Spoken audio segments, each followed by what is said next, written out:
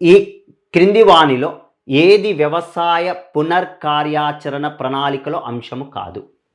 Okay, ఇది వ్యవసాయ రంగానికి సంబంధించింది. ఇది కూడా మనకు గతంలో అడిగాడు. Which of the following is not component of agriculture renewal action plan? వ్యవసాయము మరియు అనుబంధ రంగాలలో పెట్టుబడుల ఏర్పాటుకు ప్రోత్సాహం ఇవ్వటము, భూసారాన్ని పెంపొందించడము, నీటి సరఫరా డిమాండ్ నిర్వహణకు ప్రోత్సహించడము, రుణ మరియు బీమా సౌకర్యాలను కల్పించడం.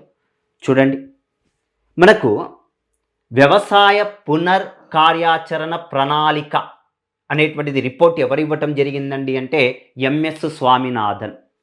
2004వ సంవత్సరంలోనండి అధికారంలోకి వచ్చినటువంటి కాంగ్రెస్ ప్రభుత్వము, అప్పుడు మన్మోహన్ సింగ్ ప్రధానమంత్రిగా ఉన్నప్పుడు 2004వ సంవత్సరంలో జాతీయ రైతుల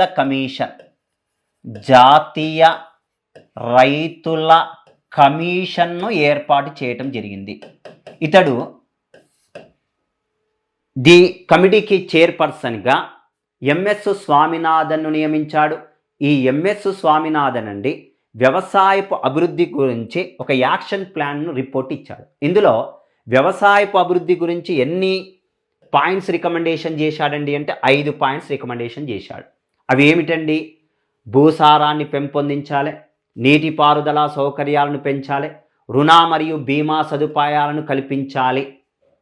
నెక్స్ట్ మార్కెటింగ్ ఫెసిలిటీస్, రైతుకు కావాల్సినటువంటి వ్యవసాయ మార్కెట్ విధానాన్ని మరింతగా బలోపేతం చేయాలని ఇచ్చాడండి.